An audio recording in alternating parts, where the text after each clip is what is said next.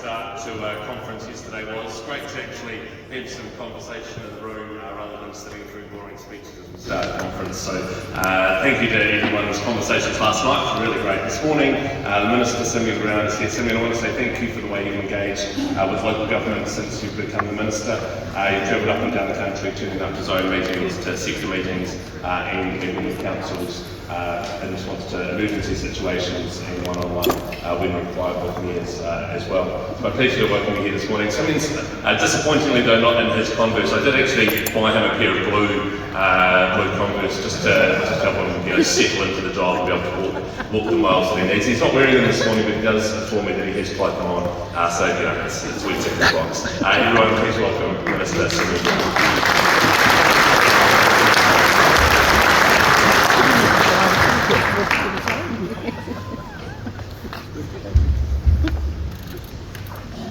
Well, kia ora and good morning, everyone. Thank you so much for the opportunity to speak here this morning. And before I begin, can I just express my appreciation to local government New Zealand for the opportunity to speak today, and also thank Sam and to his team for the engagement we've been able to have on a regular basis on a number of issues since I became the Minister about 9 months ago. Since taking on my role as Minister, I've met with many of you as mayors, councillors, community board members from across the country. It's valuable to have us gathered here to discuss the significant challenges facing our country. Whether it's water infrastructure, roading or providing affordable housing, New Zealand faces substantial challenges, and both central and local governments have the privilege and responsibility to address these issues head on. Let me be clear, New Zealanders have had enough though of glossy documents, phantom projects and non-delivery. Kiwis want tangible outcomes, results they can see, feel and trust to be cost effective and not wasteful. Yesterday the Prime Minister outlined key initiatives to ensure greater transparency, accountability and cost effectiveness in how councils spend. And the efficiency work programme, which was announced yesterday as part of a comprehensive plan to get local government back on track. You can view the full plan on the Beehive website. However, our approach isn't just limited to what was announced yesterday. If you or your fellow elected members have ideas that can help reduce costs, to reduce rates and improve local governance, please reach out to me or my DIA officials. We are keen to hear from you. We're also open to exploring options for mayors to have independent staff advice separate from their chief executives and officers. Mayors are elected to represent their communities, but sometimes it seems officers and chief executives may resist democratic oversight.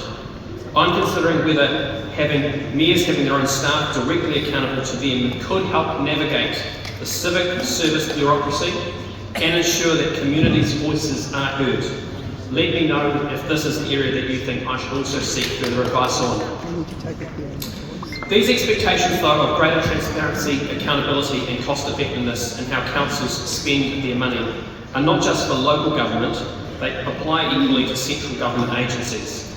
We've already identified $24 billion in savings in this year's budget and cancelled wasteful projects like Auckland Light Vale, Let's Get Wellington Moving, which are more about flashy presentations than delivering real transport solutions.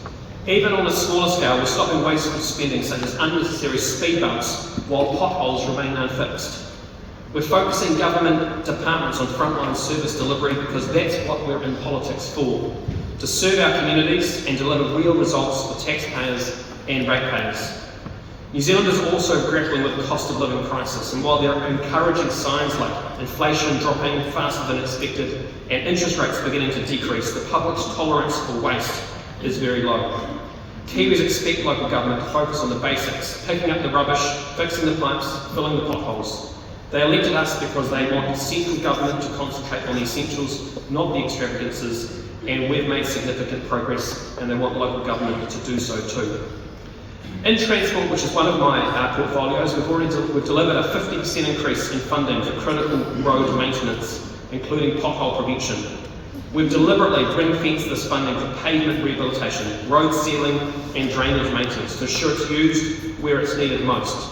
No more siphoning off those funds for unnecessary cycleways or speed bumps. And the Road Efficiency Group at NZTA is going to be doing work to ensure there is benchmarking across all road controlling authorities, including NZTA, to ensure value for that investment.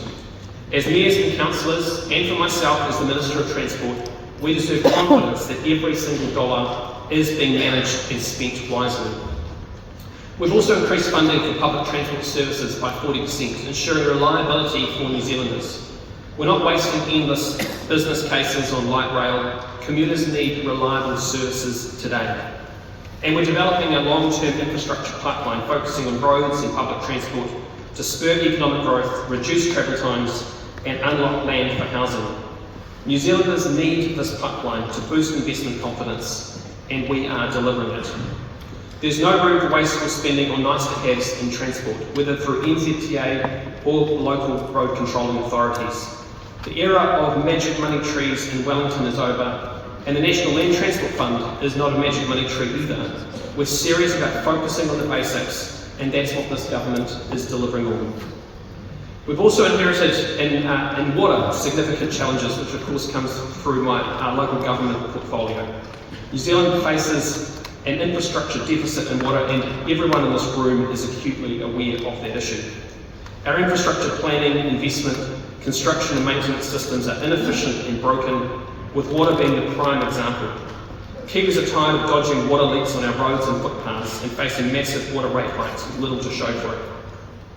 The previous government's convoluted mega bureaucratic solution cost $1.25 billion, failed to deliver for local communities, stripping ownership and control of these assets from local councils. It wasn't good enough, and we've repealed it.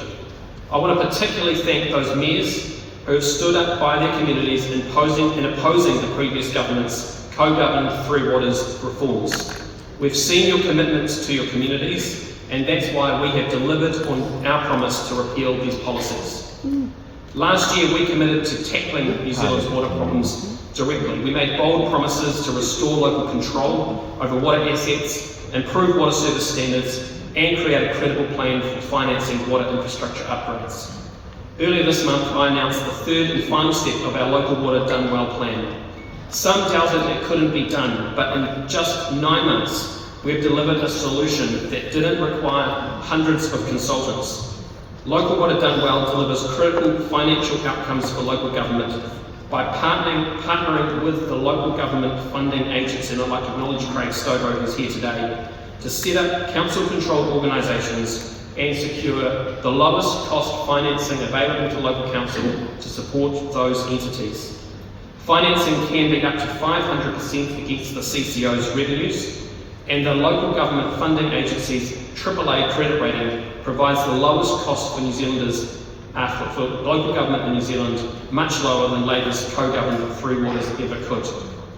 Councils can separate water debt into that CCO, freeing up debt headroom, and this headroom offers councils choices: reducing rates, increasing investment in transport or other infrastructure, or spreading infrastructure costs more efficiently.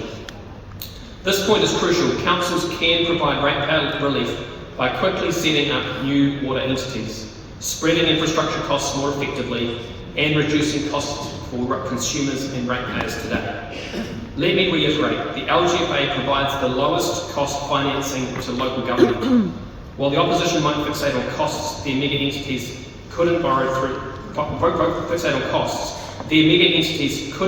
the LGFA and would have faced significantly higher interest rates.